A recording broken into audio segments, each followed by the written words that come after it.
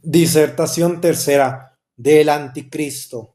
Corre entre manos de la gente un opúsculo atribuido a San Agustín que lleva por título De Anticristo, en el cual se lee que este hombre nacerá de una virgen por operación del demonio y no de hombre alguno.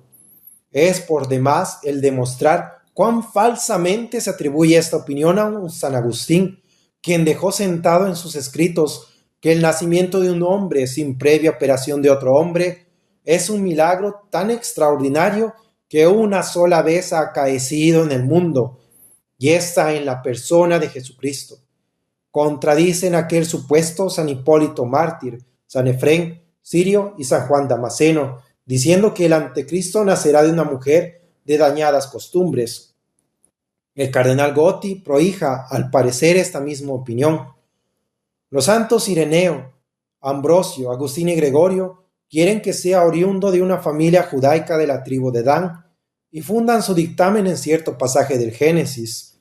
Cita: sea Dan una culebra junto al camino, una víbora junto al sendero, que pica al caballo en los jarretes y cae su jinete de espaldas. Génesis 49:17. Y en otro de Jeremías, capítulo 8, versículo 16. Y no cabe suponerlo de otra manera, dice el cardenal Gotti, porque a no ser hebreo, mal le acogieran los judíos por su Mesías. Comparten esta misma conjetura San Jerónimo y San Cirilo. La patria del anticristo, dice San Jerónimo, y esta es la opinión generalmente recibida por los santos padres, será Babilonia, ciudad de la Caldea. Y añaden Teodoreto, San Anselmo y otros, que al par que Jesucristo, desde su más tierna infancia, recibió un tesoro de gracias y de virtudes, el anticristo acumulará al nacer todo género de vicios, por cuya razón le llama San Pablo homo peccati filius perditionis. 2 Tesalonicenses 2:3. Dice San Jerónimo que desde su edad infantil estará poseído del demonio de un modo particular, in quo Satanas habitaturus est corporaliter, y no conforme habita en el cuerpo de los obsesos, que carecen de razón y de libre albedrío, sino manteniendo íntegras una y otra y colmándole de malicia, por manera que desde sus más tiernos años descuella entre todos los niños de su edad. Recibirá su educación en la ciudad misma de Babilonia o en algún pueblo circunvecino, y como a hijo de padres de baja condición, según dice San Juan Damasceno, se creará a hurtadillas de suerte que el pueblo ignorará de todo punto el lugar de su nacimiento y el nombre de sus padres. Piensan San Anselmo, Ivo, Canutense y Rábano, que al salir de la infancia dejará la casa de sus padres y, dirigido en sus pasos por el demonio, comenzará a esparcir las primeras semillas del error en Corazaín y Betsaida, e inficionar aquellos lugares mismos que fueron las primicias de la santificación por Jesucristo. Pasmosa, dice San Anselmo, será la perspicacia del anticristo. Aplicado breve tiempo a los estudios, adquirirá instrucción y elocución consumadas. Absorberá toda su atención el estudio de los sagrados libros, cuyos textos podrá recitar de memoria. Impulsado por su talento y sostenido al propio tiempo por el demonio, llevará engañado al mundo, y más que a otros a los judíos, a quienes inducirá a creer que es el Mesías prometido. Dedicará sus estudios especiales, pero sigilosamente, al arte de la magia, y con la fuerza de su talento y los auxilios diabólicos, llegará a ser tan hábil en vaidor que sus admirables prestigios seducirán a los pueblos. Acontecerá entonces lo que vaticinó San Juan, a saber, que el demonio, pasados los 1000 años de permanecer arrojado, verá soltadas sus ataduras y engañará a los hombres en los 4 ángulos de la tierra. Cuando se terminen los 1000 años, será Satanás soltado de su prisión y saldrá a seducir a las naciones de los 4 extremos de la tierra, a Gog y a Magog, y a reunirlos para la guerra, numerosos como la arena del mar. Apocalipsis 20:7. En sucintas palabras describió el apóstol las costumbres del anticristo, al llamarle homo peccati filius perditionis. San Efrén de Siria y San Cirilo de Jerusalén añaden que este impío tomará al principio un aire compungido para atraerse la veneración y el amor de las gentes, señaladamente de los judíos. Et veni et clam, dijo Daniel, et obtinebit regnum in fraudulencia. Él hace alternar estaciones y tiempos, depone a los reyes, establece a los reyes, da a los sabios sabiduría y ciencia a los que saben discernir. Daniel 2:21. Abarcará todo género de vicios para derramarlos entre sus súbditos. Cuando su mano haya usurpado el cetro, su soberbia será extremada, en sí propio concentrará la gloria de todas las cosas y llegará a estimarse superior a Dios. Cita. El adversario que se eleva sobre todo lo que lleva el nombre de Dios o es objeto de culto, hasta el extremo de sentarse él mismo en el santuario de Dios y proclamar que él mismo es Dios. 2 Tesalonicenses 2:4. Por esta causa derrocará todos los templos de los ídolos. Cita. Y no tendrá respeto al Dios de sus padres, y será dominado de la lascivia, y no hará caso alguno de los dioses, pues se creerá superior a todos. Daniel 11:37. Y aunque se lee en Daniel que prestará adoraciones al dios Magosín, sostiene sin embargo Malvenda, y lo prueba largamente por el texto del apóstol arriba citado, elevabitor supra omne quo dicitur Deus, que por el nombre de dios Magosín, que los hebreos denominan Malusín, esto es, Dios único omnipotente, designará el anticristo a su propia persona como digna de recibir la adoración de los hombres, y para alcanzar sus deseos, hará levantar su estatua en el templo del Señor. Por lo demás, el anticristo se abandonará a toda suerte de fraudes y de rapiñas, colmará sus arcas con el fruto de sus exageraciones, y podrá con éstas levantar ejércitos. Despojará de sus estados a los demás príncipes de la tierra, humillándoles hasta la condición de vasallos. Cita. Invadirá a placer los lugares ricos de la provincia, y hará lo que no habían hecho ni sus padres ni los padres de sus padres. Distribuirá entre ellos botín, despojos y riquezas, y tramará maquinaciones contra las fortalezas, aunque solo por un tiempo. Daniel 11:24. Verdad es que todas estas palabras son aplicadas literalmente a Antíoco, pero el cardenal Gotti, apoyado en el unánime testimonio de los sabios, no vacila en afirmar que todas dicen relación al anticristo. Estará también sumido en los placeres impuros de los sentidos, y así como antes de usurpar el trono, dice Malvenda, ostentará ser el más casto de los hombres, se abandonará luego después a los más abominables excesos. Y en punto a religión, de sumiso a la ley y señaladamente a los ritos y a la ley judaica, que para granjearse partidarios entre los judíos se mostrará, apenas el poder habrá caído entre sus manos, ostentará alardes de menosprecio a la misma ley y a las prácticas de la religión. Se presentará en el templo como si fuera el mismo Dios, conforme lo dijo San Pablo. Cita. El adversario que se eleva sobre todo lo que lleva el nombre de Dios o es objeto de culto, hasta el extremo de sentarse él mismo en el santuario de Dios y proclamar que él mismo es Dios. 2 Tesalonicenses 2:4. Palabras que reciben confirmación por esotras de los santos padres. San Hipólito Mártir dice que el anticristo congregará a los pueblos, y añade San Efrén que los demonios estarán en torno suyo, al modo que los ángeles están en torno del Eterno, y que le ostentarán por los aires como si le subieran al cielo, y luego descenderá a la tierra.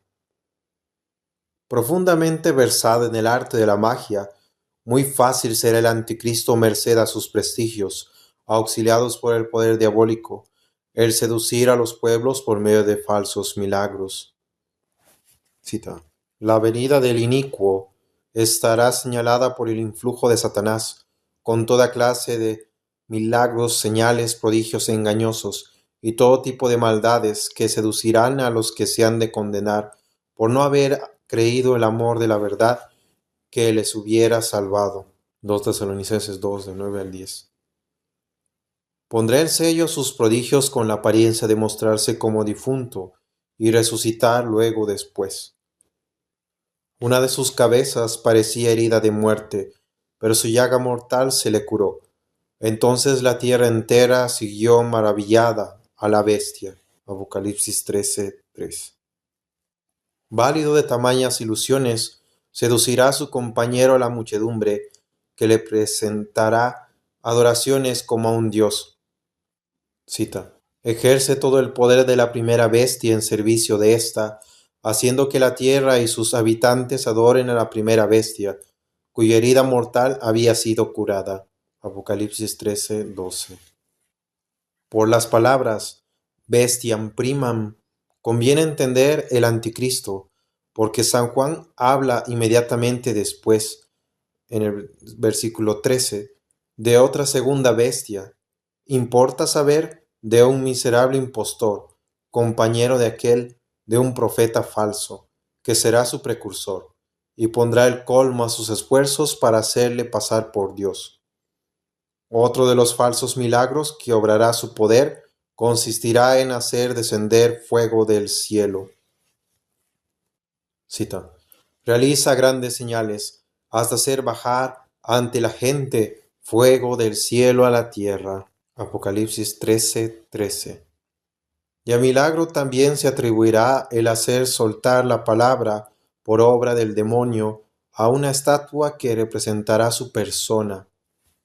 Cita. Se le concedió infundir el aliento a la imagen de la bestia, de suerte que pudiera incluso hablar la imagen de la bestia, y hacer que fueran exterminados cuantos no adoraran la imagen de la bestia.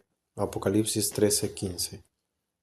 Según dice San Mateo, esos milagros falsos, acompañados de los otros artificios, de las violencias, de los tormentos, de que echará mano para hacer prevaricar a los fieles, serán tan numerosos y extraordinarios que si Dios por un especial socorro de su gracia no sostuviera a los elegidos, ellos mismos caerían en la seducción.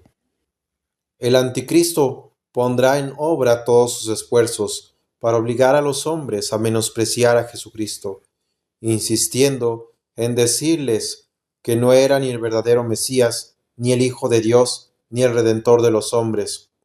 Esparcirá por todas partes la idea de que tanto la religión como los preceptos de Jesucristo y los sacramentos por él instituidos son efectos de su impostura.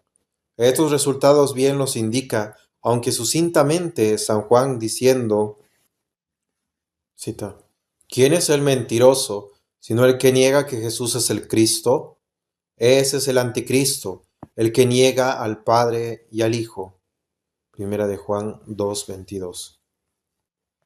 Impondrá a todos los hombres la obligación de llevar trazado en la mano o en la frente un signo o carácter que procederá de él, y quedarán privados de la facultad de comprar o vender cuantos carezcan de este signo, o al menos no llevan su nombre o un número con que estén particularmente designadas, conforme escribe San Juan.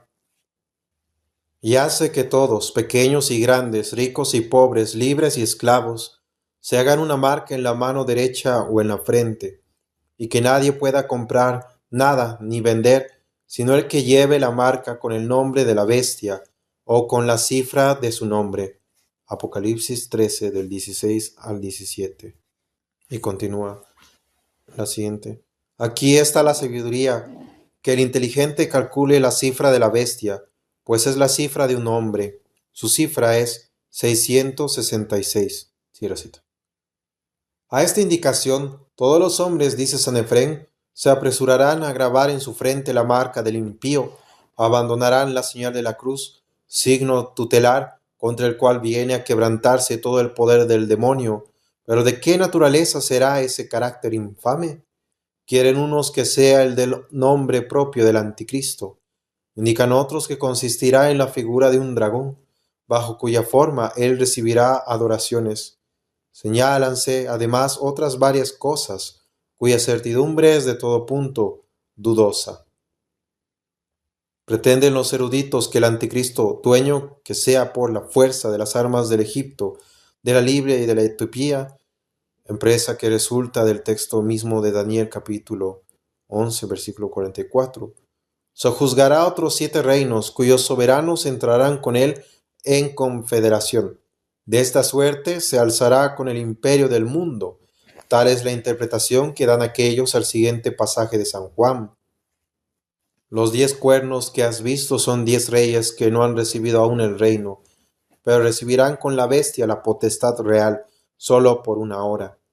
Están todos de acuerdo en entregar a la bestia el poder y la potestad que ellos tienen. Apocalipsis 17 del 12 al 13. Y al tratar poco después de la sede del gobierno del anticristo, dicen que quedará establecida en la ciudad de Roma, pues así lo indican las palabras de San Juan en el capítulo 7, versículo 9. Pero este texto es harto oscuro. Pretenden otros que su sede estará colocada en el templo del Señor y se apoyan en eso otro pasaje de San Pablo que ya llevamos citado. Extolitor ud in templo Dei sediat. Ese templo de Dios no debiera ser otro que el de Jerusalén, pero como acierte a estar destruido largo tiempo, conjetura el cardenal Gotti que el anticristo deberá establecer al principio la sede de su imperio en Babilonia, desde cuya ciudad la trasladará a Jerusalén, y a esta viene a ser casi la común opinión de los santos padres y de los teólogos. Así lo conceptúan los santos Ireneo, Hipólito, Cirilo de Jerusalén, Andrés Seraciense, Cesariense y San Jerónimo. Añade que se sentará a su silla en el monte Olivete. Esta santa e ilustre montaña es, al decir de San Jerónimo, de Teodoreto y de otros varios, el monte de los olivos. La persecución que el anticristo concitará contra la iglesia excederá a cuantas haya sufrido hasta el día. Así lo dice San Mateo, porque habrá entonces una gran tribulación, cual no la hubo desde el principio del mundo hasta el presente, ni volverá a haberla. Y si aquellos días no se abreviasen, no se salvaría nadie, pero en atención a los elegidos se abreviarán aquellos días. Mateo 24 del 21 al 22. Llevado de su ahínco por destruir la fe cristiana, provocará sus propias adoraciones, y en los parajes en que no se halle presente su persona, mandará levantar estatuas en representación suya. El instrumento principal para la ejecución de sus proyectos será un profeta falso, llamado por San Juan segunda bestia. Ciertos intérpretes no vacilan en decir que este profeta será un clérigo, un religioso o quizá un obispo, cuyo sagrado carácter le prestará mayor ascendiente para con el pueblo, a fin de inducirle a prosternarse ante la bestia. Cita. Y le adorarán todos los habitantes de la tierra cuyo nombre no está inscrito desde la creación del mundo en el libro de la vida del Cordero degollado. Apocalipsis 13:8.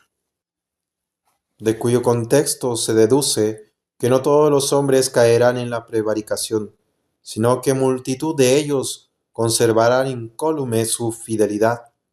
En el transcurso de esta persecución, que abrazará un espacio de 1290 días, o sea de 3 años, 6 meses, quedará abolido el sacrificio del altar. Cita. Contando desde el momento en que se ha abolido el sacrificio perpetuo e instalada la abominación de la desolación, 1290 días. Daniel 12:11. En este intervalo, pues, cesará de celebrarse el sacrificio de la misa, aunque bien es verdad que los fieles arrostrarán peligros para reunirse sigilosamente, ofrecer sus plegarias y alabanzas al Señor, y quizá para celebrar a hurtadillas algunas misas, porque conforme la interpretación que dan los doctores al vaticino de Daniel, la persecución se ceñirá a las iglesias públicas. Tal es la explicación que se presta al siguiente pasaje de San Juan. Y la mujer huyó al desierto, donde tiene un lugar preparado por Dios, para ser allí alimentada 1260 días. Apocalipsis 12:6. La palabra mujer significa aquí la iglesia, que se refugiará al lugar solitario.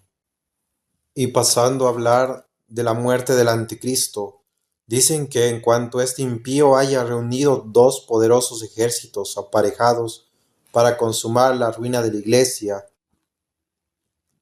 y de todos los servidores de Jesucristo, dará una campal batalla en que en vez de reportar la victoria, caerá vencido y perecerá juntamente con todos los soldados, porque según San Juan, al hallarse cercado por los enemigos de Dios, el campo de los cristianos y la ciudad querida de Jerusalén, descenderá fuego del cielo y consumirá a los sitiadores, y el demonio, su principal seductor, el anticristo o la bestia, y su compañero el falso profeta, serán arrojados al profundo del infierno. Cita. Y saldrá a seducir a las naciones de los cuatro extremos de la tierra, a Gog y a Magog, y a reunirlos para la guerra, numerosos como la arena del mar. Subieron por toda la anchura de la tierra, y cercaron el campamento de los santos y de la ciudad amada. Pero bajó fuego del cielo y los devoró. Y el diablo, su seductor, fue arrojado al fuego del lago y azufre, donde están también la bestia y el falso profeta, y serán atormentados día y noche por los siglos de los siglos. Apocalipsis 20, del 8 al 10. Deseosos los intérpretes, señaladamente el cardenal Gotti y Malvenda, en su libro de Antico, y el primero en el tratado de Fine Mundi, de conciliar en este pasaje con la explicación que de otro pasaje de San Pablo nos da Santo Tomás.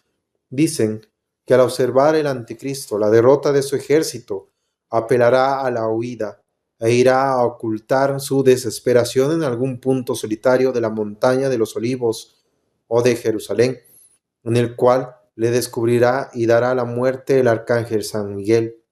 Ved pues ahora lo que dice el apóstol en su segunda carta a los de Tesalia. Cita. Entonces se manifestará el impío, a quien el Señor destruirá con el soplo de su boca, y aniquilará con la manifestación de su venida. 2 Tesalonicenses 2:8. Y dice con Silveira que por mandato de Jesucristo San Miguel derribará muerto al anticristo por la explosión de una centella y lo arrojará al infierno. Después de ocurrida la muerte del anticristo, la iglesia disfrutará de una profunda paz, según dicen los intérpretes, y los fieles entonarán a Dios solemnes acciones de gracias. Ignórase de todo punto el espacio de tiempo que promediará entre la muerte del anticristo y el fin del mundo, y el día del juicio universal. San Jerónimo, Teodoreto y otros teólogos señalan un intervalo de 45 días y se fundan en el siguiente texto de Daniel. Contando desde el momento en que se ha abolido el sacrificio perpetuo e instalada la abominación de la desolación, 1290 días. Daniel 12:11. Mas en esta materia nada puede avanzarse de positivo. Nota de la página. Este libro fue escrito, o al menos la última edición fue en 1849. Por tanto, en aquel entonces era más difícil comprender aquellos signos, a diferencia de estos tiempos tan trágicos. Cierra nota. Disertación cuarta. De las señales que precederán al fin del mundo. La primera señal que dará a conocer el fin del mundo actual, dice Silvio, será la publicación del Evangelio por toda la tierra, conforme a la predicación que hizo Jesucristo en Mateo 24:14, de cuyo texto infiere el cardenal Gotti la consecuencia de que esa publicación universal será un signo indefectible de la destrucción del mundo. Ciertos comentadores, tales como Eutimio y Teofilato, siguiendo la autoridad de San Hilario y en parte de la de San Jerónimo y de San Anselmo, sientan que no es factible sea este un signo inmediato del juicio final, pues que la promulgación del Evangelio por toda tierra fue principiada por los apóstoles, in omnem terram exhibit sonus eorum, Romanos 10. Pero afirman positivamente lo contrario San Agustín, Orígenes, San Damasceno, San Cirilo, Teodoreto, San Gregorio, Beda, Santo Tomás y el Padre Francisco Suárez. Las palabras de San Mateo, et tunc veniet consumatio, dice este último autor, son de todo rigor aplicables al fin del mundo, pues que tal es el término que seguirá a la predicación general del Evangelio. El significado genuino de la palabra consumatio implica la destrucción del siglo, no ya de Jerusalén conforme ciertos autores pretendieran, y con tanta mayor probabilidad se le aplica a este sentido en cuanto a la completa publicación del Evangelio en todo el orbe. No tendrá probablemente cumplido efecto hasta el fin del mundo, in testimonium omnibus gentibus, como dice San Mateo. Y de esto es la razón, porque, llegado el momento en que Jesucristo juzgará a los hombres, todos, por disposición divina, habrán oído publicar el Evangelio de la fe, para que no puedan alegar excusa alguna al someterse al juicio. El segundo signo precursor se ofrecerá en la apostasía universal, o negación absoluta de la fe por parte de los cristianos, conforme escribió San Pablo. Cita: el Espíritu dice claramente que en los últimos tiempos algunos apostatarán de la fe, entregándose a espíritus engañadores y a doctrinas diabólicas. 1 Timoteo 4:1. Añade en otro lugar el apóstol que no llegará el día del Señor. Cita: que nadie os engañe de alguna manera. Primero tiene que venir la apostasía y manifestarse el hombre inicuo, el hijo de perdición. 2 Tesalonicenses 2:3. Y esta expresión, discesio, entiende Santo Tomás, debe significar el desvío que de la fe y de la obediencia al soberano pontífice sufrirán los fieles. Lo propio siente San León Papa. Y el Papa San León y San Agustín añaden que el suceso acontecerá antes de la venida del Anticristo. Y bien que no todos los cristianos negarán la fe, limitado será, sin embargo, el número de los que la conserven viva. El tercer signo ocurrirá con la destrucción total del nombre e imperio romano, indicada ya por el profeta Daniel en el capítulo 7, en que trata de la cuarta bestia, que los santos padres caracterizan por el imperio romano, que se derrumbará en esta sazón. De esta suerte lo entiende Tertuliano, quien dice que después de acaecida la destrucción del imperio romano, ocurrirá la consumación del mundo. San Jerónimo se expresa en estos términos: nisi fuerit Romanum imperium desolatum et antichristus processerit, Christus non veniet, qui modo imperat. El cuarto signo se mostrará con la venida del Anticristo, que aparecerá en medio del descaecimiento de la fe, puesto que tras de las expresiones nisi veneri discesio primum añade el apóstol, et revelatus fuerit homo peccati et filus perditionis. Hemos tratado ya del Anticristo. El quinto signo lo ofrecerá la venida de Enoc y de Elías, que conforme a la opinión común de los católicos, pertenecen todavía al número de los vivientes. San Pablo habla de Enoc en estos términos: por la fe, Enoc fue trasladado de modo que no vio la muerte, y no se le halló, porque le trasladó Dios, porque antes de contar su traslado, la Escritura da en su favor testimonio de haber agradado a Dios. Hebreos 11:5. Díjose también de Elías, cita: iban caminando mientras hablaban, cuando un carro de fuego con caballos de fuego se interpuso entre ellos, y Elías subió al cielo en el torbellino. Cuarta de Reyes 2:11. Esta es la opinión de los santos padres y otros muchos. Ahora entrambos santos personajes repararán por medio de sus predicaciones el daño que el Anticristo con sus artificios y su tiranía habrá acarreado a la Iglesia. Nota de pie de página. Se mencionan a los santos padres San Cipriano, San Basilio, San Atanasio, San Epifanio, Tertuliano y San Agustín. Sí, era nota. El profeta Malaquías escribió acerca de Elías estas palabras: he aquí que yo os envío al profeta Elías antes que llegue el día de Yahvé, grande y terrible. Malaquías 3:23. En otras Biblias, Malaquías 4:5. San Juan dijo de Elías y de Enoc a la vez. Cita. Y apareció otra señal en el cielo, un gran dragón rojo, con 7 cabezas y 10 cuernos, y sobre sus cabezas 7 diademas. Apocalipsis 12:3. Suelen conjeturar ciertas personas que aparecerán también en aquella sazón: Moisés, Jeremías y San Juan Evangelista. Pero la opinión más recibida limita a Elías y a Enoc. El número de los que emprenderán sus exhortaciones, quienes, es probable, se manifestarán a los principios de la persecución del anticristo, puesto que, según afirma San Juan, sus predicaciones durarán 1260 días, y el reinado del anticristo no excederá de 1290, como lo dijo Daniel. Ese cúmulo de días, dice San Agustín, forman un total de 3 años y 6 meses. Y el anticristo no sobrevivirá sino pocos días a Elías y Enoc, conforme dice San Juan. Entrambos santos se ostentarán vestidos de saco en señal de penitencia, y darán fuerza a sus sermones con profecías y milagros. Cita. Estos tienen poder de cerrar el cielo para que no llueva los días en que profeticen. Tienen también poder sobre las aguas para convertirlas en sangre, y poder de herir la tierra con toda clase de plagas, todas las veces que quieran. Apocalipsis 11:6.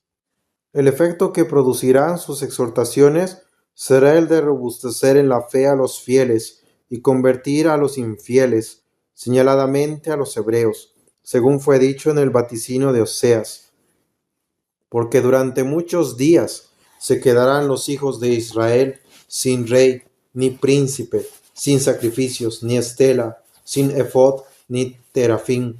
Después volverán los hijos de Israel, buscarán a Yahvé su Dios y a David su rey, y acudirán con temor a Yahvé y a sus bienes en los días venideros. Oseas 3, del 4 al 5.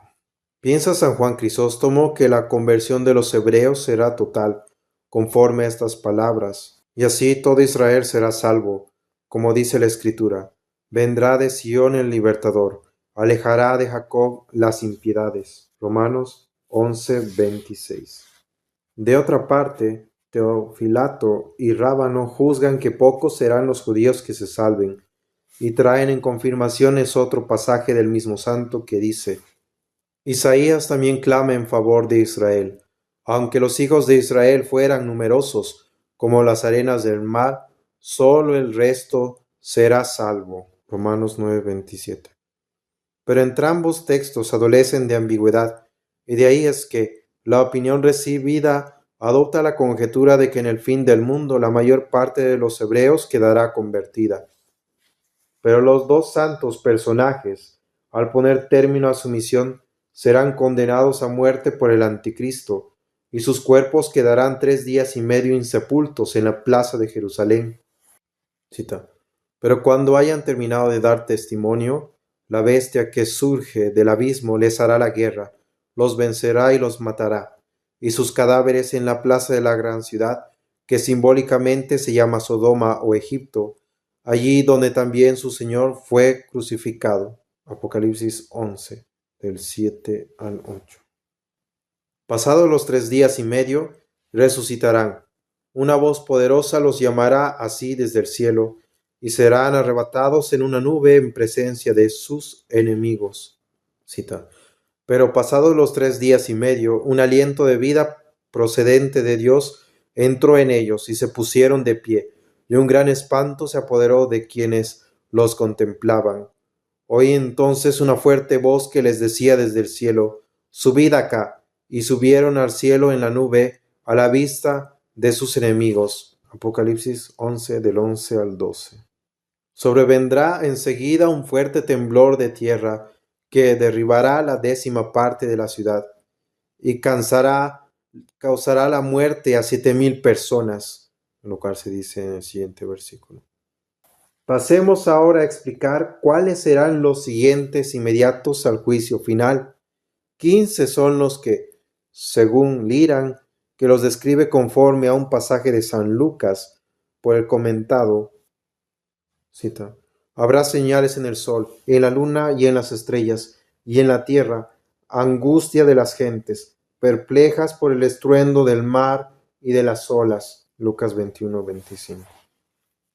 Señala el autor del suplemento a la tercera parte de las obras de Santo Tomás.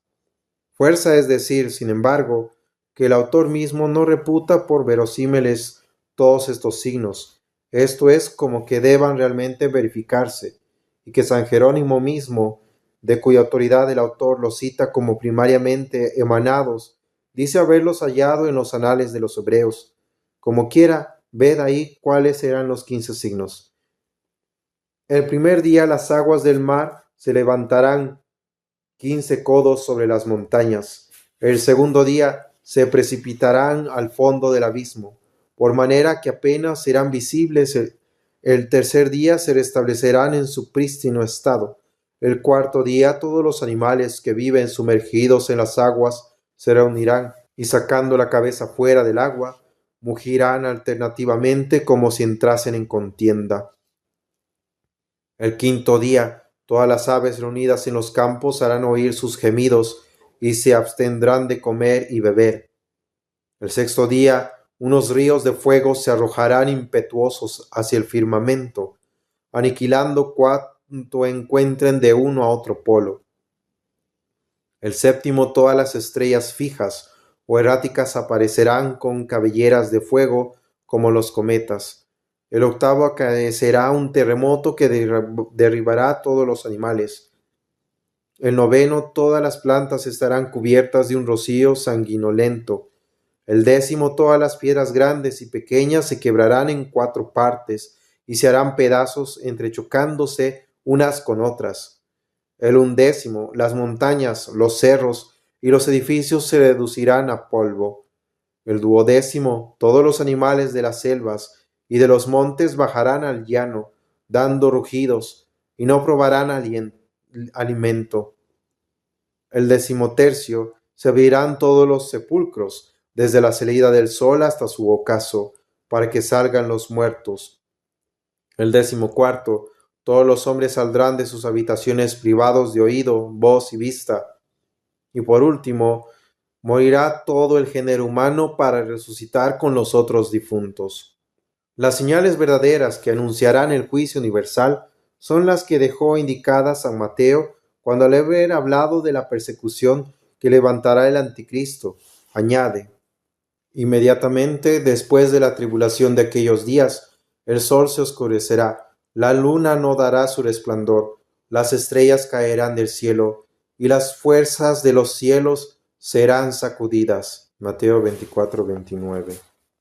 Que estos diversos signos deban preceder inmediatamente al juicio, no le ponen en duda los comentadores San Juan Crisóstomo, San Jerónimo, San Hilario, San Agustín, Teodoreto y Eusebio de Emesa.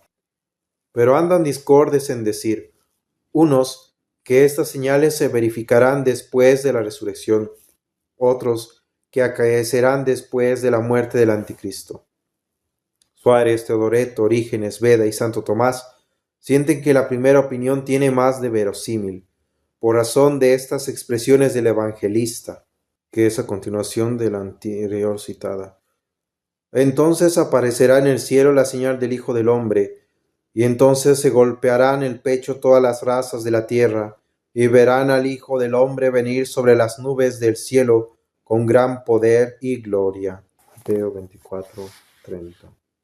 Y si bien en concepto de San Agustín, cuanto se refiere de estos signos no pasa de ser una mera alegoría. Sin embargo, San Jerónimo, San Hilario, Orígenes, Bedas, San Anselmo, etc., sostienen que importa juzgarlos como signos reales, mediante los que Dios quiere que se infunda en el corazón del hombre un terror saludable, que le mueva a prepararse para el juicio. Y primeramente, esta opacidad en el sol y en la luna, dice San Jerónimo y San Juan Crisóstomo, provendrá del brillantísimo resplandor que cercará a Jesucristo, cuando descienda del cielo para juzgar a los hombres. Mas San Lucas, que predice idénticas señales, en el capítulo 21, versículo 26, Observa que el oscurecimiento de ambos astros debe preceder a la venida de Jesucristo, puesto que tamañas señales serán un aviso del cielo. Lo propio expresó el profeta Joel. Ante él tiembla la tierra, se estremecen los cielos, el sol y la luna se oscurecen y las estrellas retraen su fulgor. Joel 2:10. Cuyas expresiones inducen a Santo Tomás a sentar la opinión generalmente adoptada por todos los teólogos de que ese oscurecimiento del sol consistirá en que el Señor arrancará de él toda su luz, al menos por determinado tiempo, conforme aconteció en la muerte de Jesús, confirmado por San Juan. Y seguí viendo, cuando abrió el sexto sello, se produjo un violento terremoto, y el sol se puso negro como un paño de crin, y la luna toda como sangre. Apocalipsis 6:12. Cuyas últimas palabras explican los conceptos del profeta Joel, cuando dice que la luna será convertida en sangre. Conviene a entender que la luna tomará el color de sangre.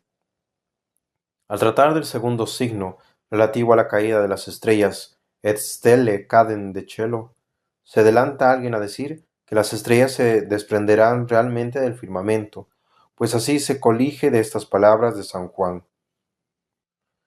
Y las estrellas del cielo cayeron sobre la tierra, como la higuera suelta sus higos verdes al ser sacudida por un viento fuerte. Apocalipsis 6:13. Mas en concepto de los sabios, ciñense estas expresiones a significar la privación de luz que sufrirán los astros, que, cesando de centellear, se ocultarán a la vista como caídos del cielo. Coincide esta interpretación con ese otro pasaje del Apocalipsis. Y el cielo fue retirado como un libro que se enrolla, y todos los montes y las islas fueron removidas de sus asientos. Apocalipsis 6:14. Opaco y tenebroso aparecerá el aspecto del cielo como las páginas de un libro en que no se asienta a leer, porque se hayan borradas las letras. San Agustín dice más sencillamente que ciertos fuegos se precipitarán por los aires y que las gentes se figurarán ser las estrellas. El postrer signo, según indica San Mateo, consistirá en que virtutes celorum como verbuntur. Mas, ¿qué viene a entenderse el santo por estos tres vocablos? Sientan algunos que esas virtudes del cielo son los astros, que retirarán entonces su influencia y que la palabra como verbuntur hace alusión a los temblores y sacudimientos extraordinarios que ocurrirán en el cielo, conforme indican estas palabras de Job. Se tambalean las columnas del cielo, presas del terror a su amenaza. Job 26:11. Conviene saber que decaerán las fuerzas de los cielos y retemblarán a la señal del Señor, que vendrá a juzgar a los hombres. Pero Santo Tomás, y con el gran número de doctores, opinan que las virtudes del cielo son los ángeles mismos, los cuales, como Bebuntur, esto es, quedarán absortos de pasmo al observar parado el movimiento de los cielos, suceso que les llenará de estupor, como un acontecimiento que sobreexcederá a su conocimiento. Mas estio y de dictamen que tal conmoción no cabe entenderse de la sorpresa que sentirán los ángeles, la cual no sería en manera alguna visible a los mortales, sino de una conmoción sensible en los cuerpos celestes, y de la cual serán testigos los mismos hombres, a fin de que se preparen para el juicio, conforme lo dice San Lucas. Habrá señales en el sol, en la luna y en las estrellas, y en la tierra angustia de las gentes, perplejas por el estruendo del mar y de las olas, muriéndose los hombres de terror y de ansiedad por las cosas que vendrán sobre el mundo, porque las fuerzas de los cielos serán sacudidas. Lucas 21, del 25 al 26. Y da Estio la explicación de estos últimos conceptos, diciendo que los cielos retraerán la influencia que ejercen sobre la tierra, por manera que ocurrirán en ella y en la naturaleza de las estaciones fenómenos extravagantes. Sentiráse frío en el verano y en el invierno calor, y las señales que se observarán en el firmamento coincidirán con otros signos que ocurrirán en la tierra y en los elementos. Acaecerán en el mar horrorosas tempestades, y el estrépito de las olas llenará a los hombres de pavor. El estampido del trueno El estallido de las centellas atronará en el espacio y el aire resonará el eco de mil voces espantosas. La tierra se conmoverá al ímpetu de terremotos tan violentos cual jamás habrá ocurrido, y las ciudades enteras caerán desplomadas. Estos sucesos fueron vaticinados ya por San Juan. Se produjeron relámpagos, fragor, truenos y un violento terremoto, como no lo hubo desde que existen hombres sobre la tierra, un terremoto tan violento. La gran ciudad se abrió en tres partes, y las ciudades de las naciones se desplomaron, y Dios se acordó de la gran Babilonia para darle la copa del vino del furor de su cólera. Apocalipsis 16 del 18 al 19. Aún más, torrentes de fuego brotarán con ímpetu de los abismos de la tierra, y llevarán una espantosa desolación en hombres y animales. Fuera de estos torrentes de fuego existirá otro fuego prodigioso y activo, que según afirma San Pedro, purificará los elementos y todas las cosas de la tierra. Versículo 10. El día del Señor llegará como un ladrón. En aquel día los cielos con ruido ensordecedor se desharán, los elementos abrasados se disolverán, y la tierra y cuanto ella encierra se consumirá, esperando y acelerando la venida del día de Dios, en el que los cielos en llamas se disolverán y los elementos abrasados se fundirán. Pero esperemos, según nos lo tiene prometido, nuevos cielos y nueva tierra, en lo que habite la justicia. Segunda de Pedro 3:10 y del 12 al 13. Crecido número de los textos de la Escritura hablan de estos fuegos, pero ninguno los indica con mayor precisión que el que los dejamos citado. Encontradas están las opiniones de los santos padres y de los teólogos acerca del incendio que ha de abrazar el mundo. Indican unos que el fuego devorador llegará antes de la resurrección general, otros lo señalan después de ocurrida esta, pero antes de la venida del juez Jesucristo. Otros lo aplazan para después de concluido el juicio final, y entre estos últimos debe contarse a San Agustín, por lo que a mí hace perplejo entre ese conflicto de opiniones y vacilante en abrazar alguna de ellas. No hay otro medio sino acogerme a la autoridad del angélico Santo Tomás, porque en realidad, como dice San Agustín, todas esas cosas son de suyo dudosas, y no cabe reconocerlas hasta que hayan acaecido. Santo Tomás entra diciendo que supuesto que el mundo fue creado para el hombre, que debe ser glorificado no solo en el alma, sino también en el cuerpo, menester es que los otros cuerpos que integran el mundo vayan perfeccionándose, que los lugares especialmente mancillados por las culpas de los hombres se purifiquen, que lo propio hagan los elementos, que siendo corpóreos habían sido manchados por el roce que han sufrido con el pecador. Ahora bien, esta purificación se operará por el fuego que, dice el mismo doctor, será de idéntica naturaleza al nuestro, aunque Dios le habrá comunicado un alto grado de intensidad para abrazar y purificar. Y fundándose en el texto del salmista, delante de él avanza fuego y a sus adversarios en derredor abraza. Salmos 96:3. Este abrazamiento que habrá de purificar el mundo para proceder a su renovación se anticipará al juicio, pero no arrebatará a los réprobos hasta después de oída la sentencia. Cita.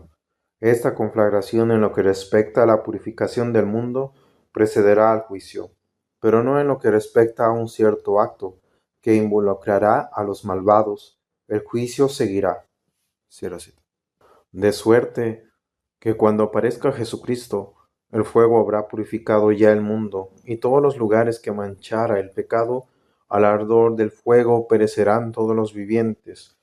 Y continúa diciendo Santo Tomás, los pecadores morirán entre las ansias del dolor, mientras que los justos, protegidos por la divina voluntad, no sentirán la más leve sensación.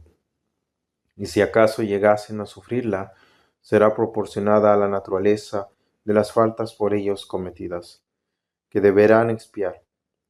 Entonces, conforme expresa San Pedro, terra autem et que in ipsa sum opera exurentur.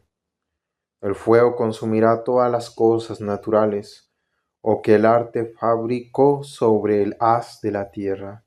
Todos los animales terrestres, las aves y los peces, los árboles, las piedras y hasta los metales mismos que están encerrados en el seno de las montañas. Según el salmista, Los montes como cera se derriten ante el dueño de la tierra toda. Salmos 96:5.